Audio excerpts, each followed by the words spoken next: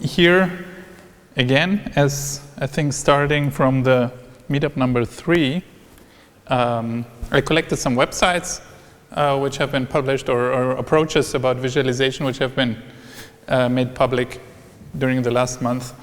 And we just flipped through it, and I really encourage, I'll send also the links after to you, or I will post it on the meetup page. And so I gladly invite you to look up the links, because they're all, I think, pretty inspiring.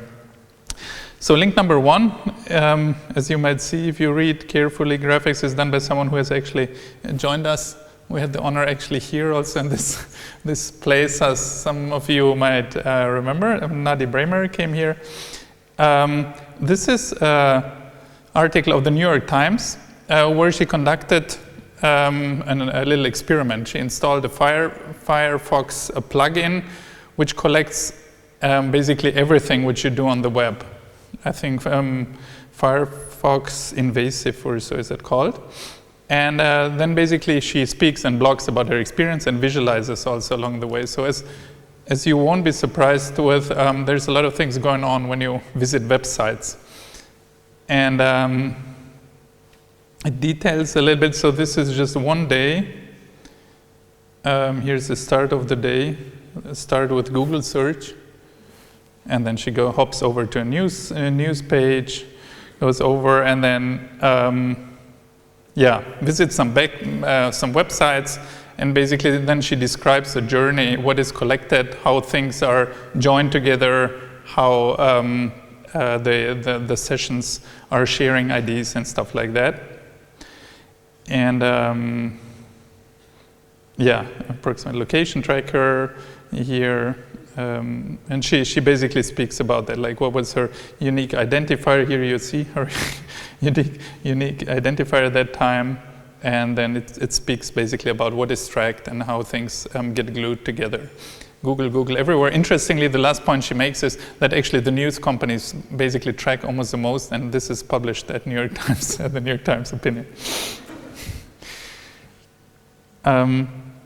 Then I have 3 examples from a recently elected winners from a very big visualization competition, which is run every year. It's done by Kantar. And this is one winner in one category.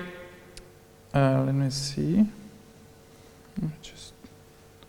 I'm not at the start yet. Here. I have some visualization about elderly people, and there is very nice and engaging stories about that. So this is about Switzerland. And it starts off with a basic visualization, which is a repeated theme throughout the whole article. And as you will see, you have the scrollytelling approach, which is now pretty pervasive, or a lot of people use that. So the basic chart says the following. At one point in time, it shows what do people worry the most. And there's several categories. From do you worry about refugees? Do you worry about retirement provision? Do you worry about unemployment? Do you worry about health and health insurances, environmental protection, or foreigners? And then it basically gets a rank for each year, and then you see how it evolves. So if you would look at that, so it would take quite some cognitive effort to disassemble everything which you see here, but it gives you an overview. So it starts to do that basically throughout the story. So when you go down, it picks out one category, for example, unemployment, where Swiss people worried a lot about that. And as you see, it dropped pretty drastically like in the last year, where they worry about other things more than unemployment.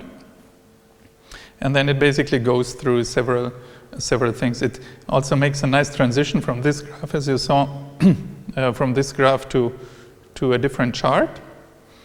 And basically shows here where you see the scale also of the people who have this concern, the percentage of people having this concern. Then it comments on what happened, and then I'll just flip through a little faster. Then it picks different categories and showcases basically some of those, explains the findings, and makes a case about what goes on really in the minds of the people. What do they worry about and why? So this is example number 2. Example number 3, also about elderly people, now from a different perspective, also using scrollytelling, as you will see.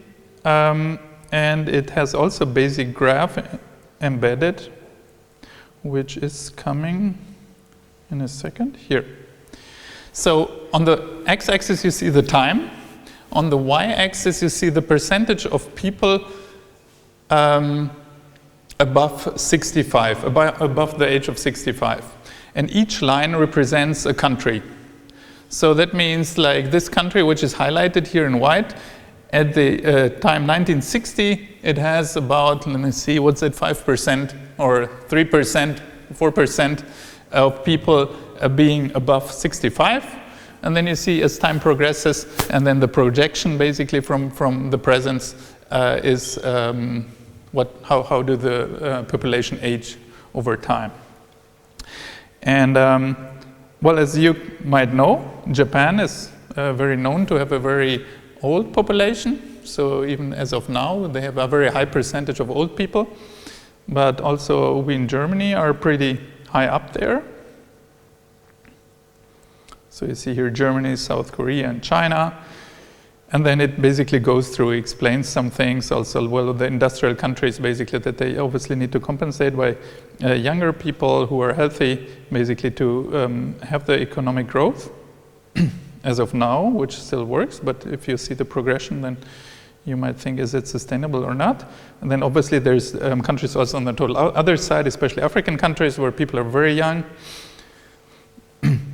And it keeps on going, the story. Then it speaks about Japan, shows also pictures of elderly people. And here, as well as in other links, you'll also see some nice graphs of maps, which is a recurring theme here.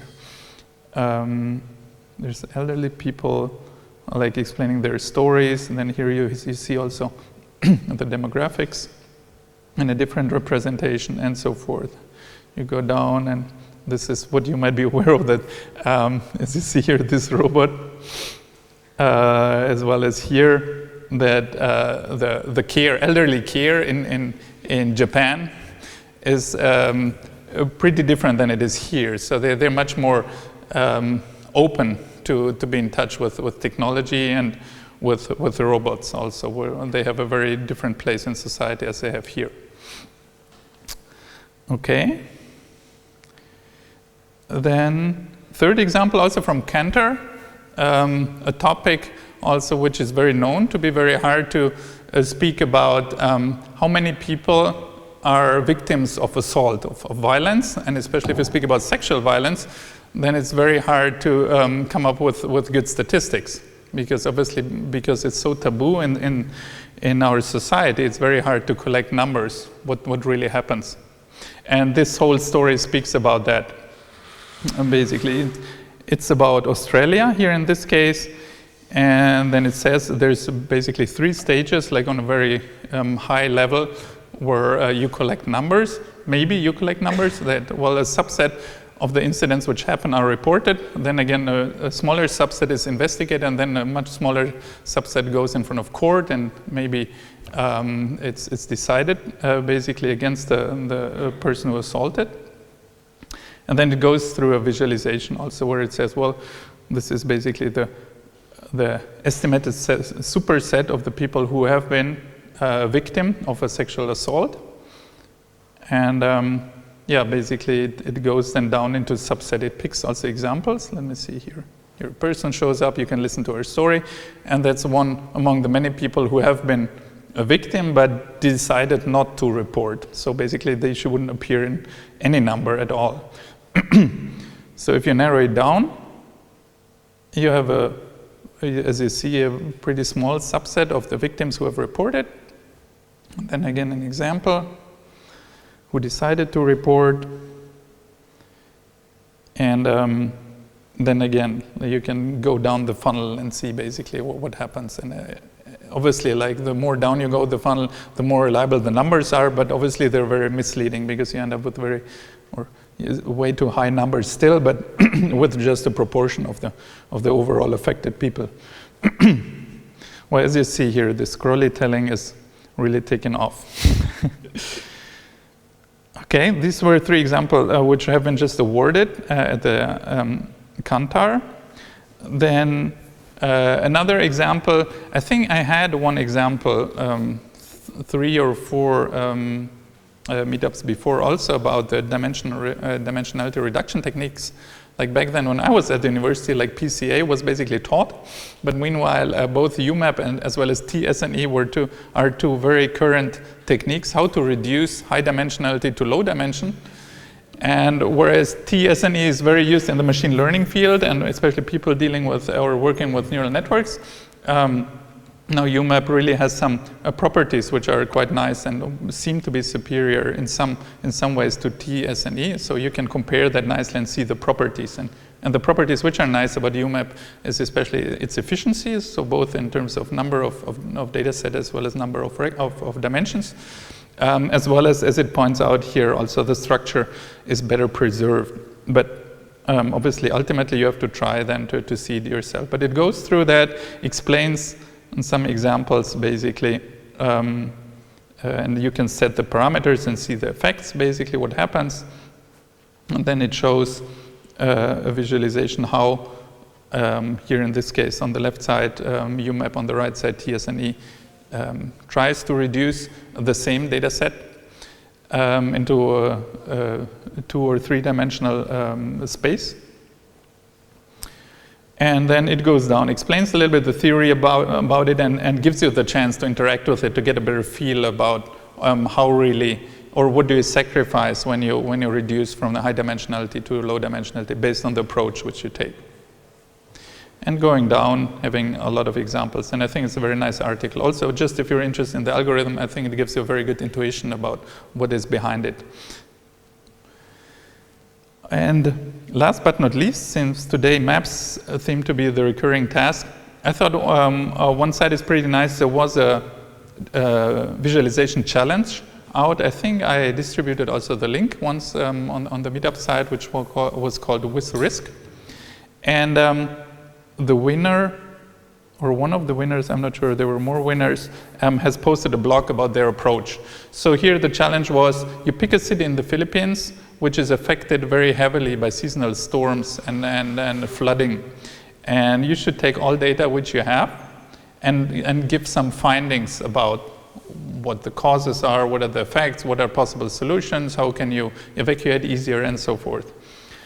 And I might just go to the website to give you an idea, but there's a blog which is also very nice, nicely describing.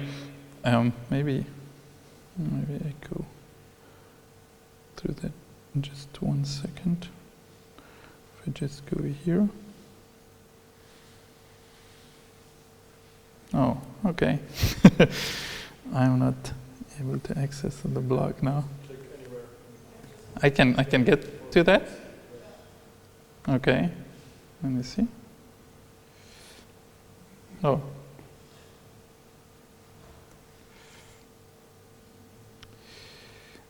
And basically describes what data it took with links to it. And then describing the challenge. Well, you have so many layers of data. Let me see, where is that? And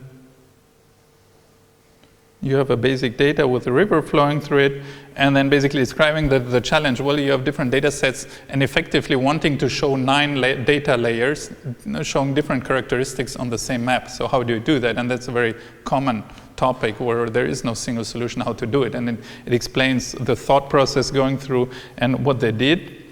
And if I go back and show the site which they constructed, you'll get an idea, which is again also using some elements of scrollytelling. So here's the city. On the left side, you see some explanation about the city with different graphs, and then you can basically scroll through and see basically different representation of the same spatial location. So it shows different overlaps, and so you can see and feed from that, or get inspired maybe how to visualize something on a map, like by the way they did it, and so forth. And then on the right also you can interact with that. So I leave it here. So I really invite you to follow up on that. So that will basically conclude our presentation session of our meetup. As always, a reminder, our meetup takes place about 3 to 4 times a year. Please do get in touch with me if you're interested also to share something which is on your mind, which you've done, which you've seen somewhere, to the community, because this meetup exists because we have, on the one hand, the location and the pizza and then drinks, but on the other hand also because there's always volunteers who are interested in sharing and getting feedback and getting the meetup alive. So please, at any time, just get in touch with me. This meetup really feeds off your input and your own contributions to that. And that's it for now. So I invite you again to still stay here a little longer, to just have a chat, mingle a little more, because I think this is on the one hand about content, but mainly really about networking, getting in touch and speaking to each other. Thank you very much.